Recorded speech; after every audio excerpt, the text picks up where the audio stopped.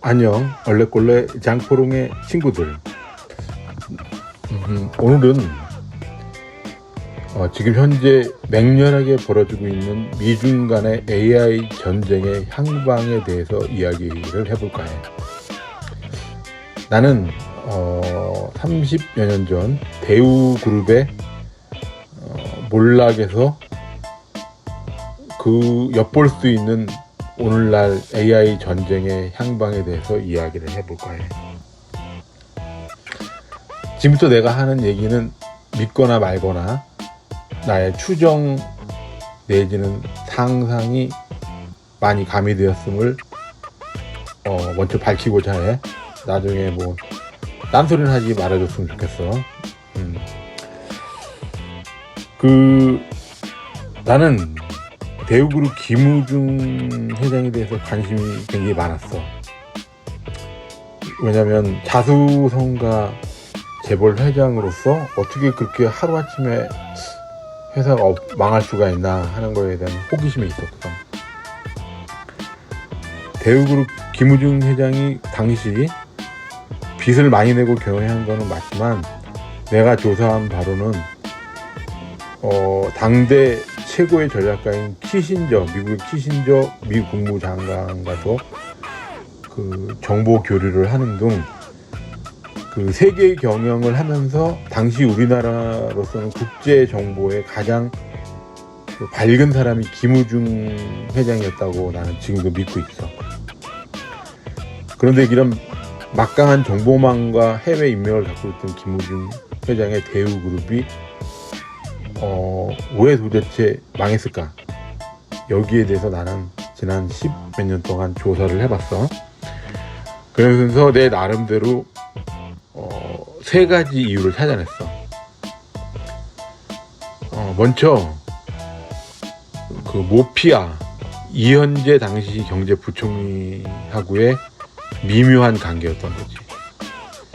이현재 부총리는 한때 대우그룹에서 김우중 회장 밑에서 일을 하다가 잘 안 맞아서 이제 그만두고 다시 정부 고위 관료로 일하는 사람이었지.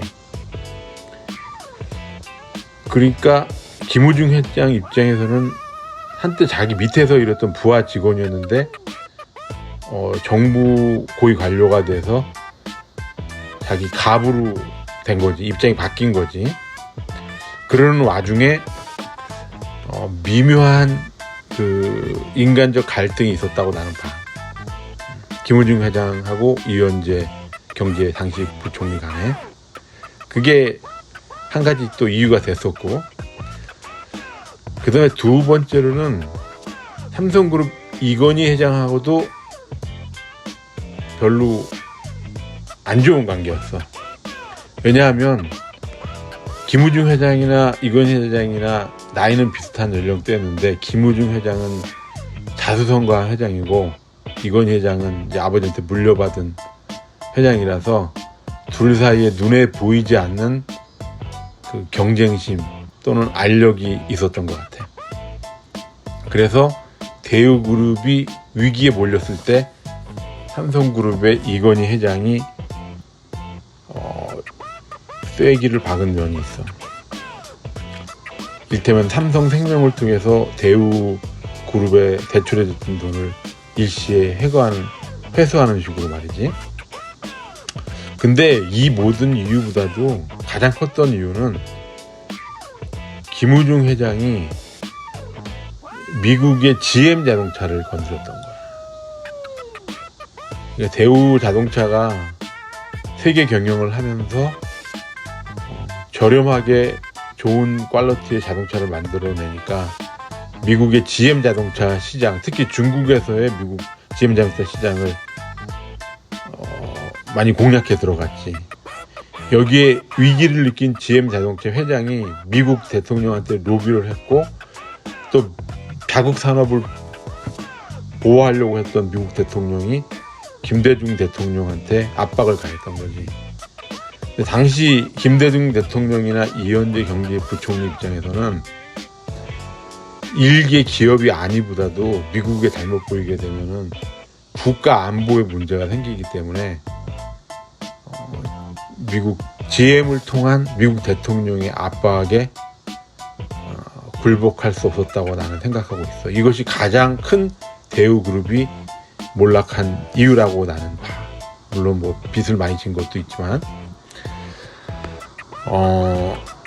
그런데 그러니까 결론적으로 말해서 대우그룹의 김우중의 대우그룹이 망한 이유는 내 판단으로는 혼자서 너무 강력한 상대 3명하고 1대3으로 싸운 거야.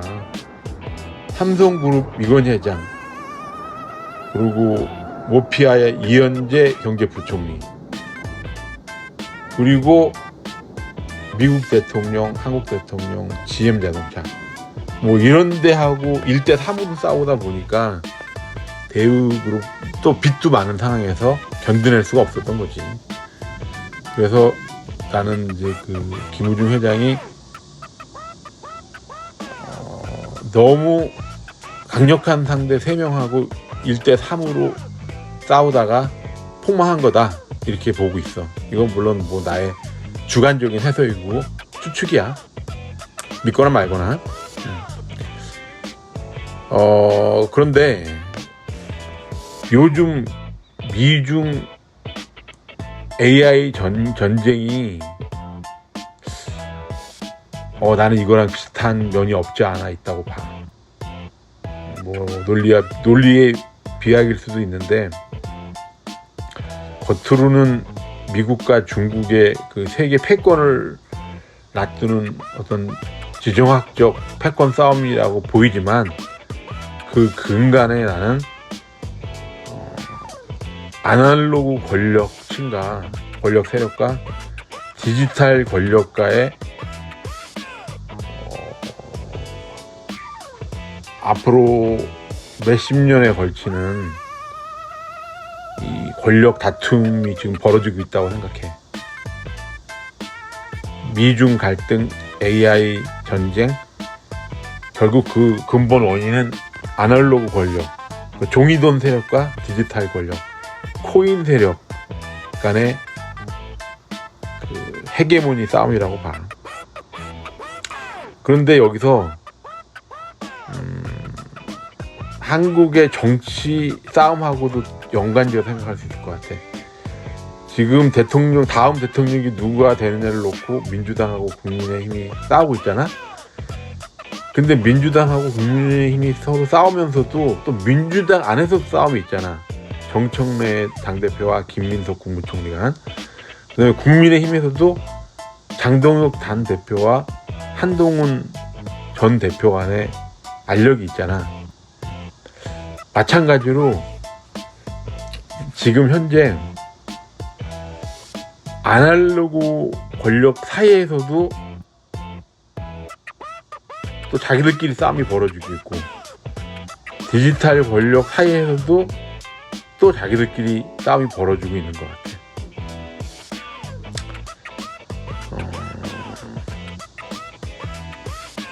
그래서 대우그룹이 미국 대통령, 그 다음에 모피아 이현재 경제부총리, 그리고 삼성그룹 이건희 회장, 이렇게 너무 강한 상대 3명과 한꺼번에 싸우다가 망했다고 내가 생각한다고 그랬지. 그런데 지금 이 아날로그 권력과 디지털 권력이 피치게 싸우고 있는데,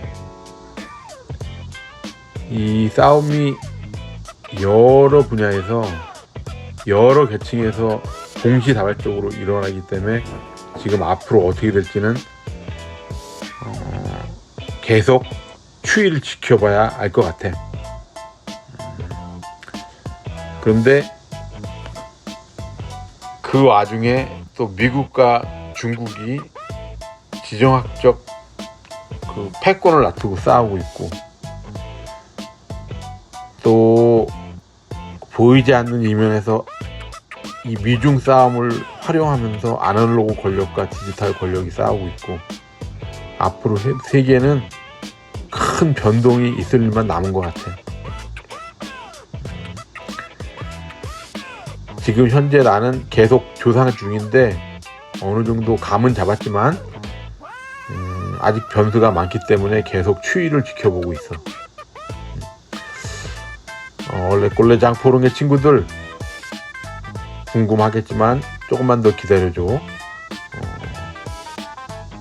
내가 지금 이 미중 AI 전쟁이 어떻게 끝날 것인지 프레임워크는 잡고 있는데 앞으로도 몇 달간은 향후 추이를 추적해 봐야지 결론을 내릴 수가 있을 것 같아. 그만큼 변동성이 심한 상황이야 지금 현재 세계는. 그러면 오늘은 여기까지 하고 다음 기회에 또 변동사항을 알려줄게. 끝까지 들어줘서 고마워. 오늘은 여기까지. 휘리릭 안녕.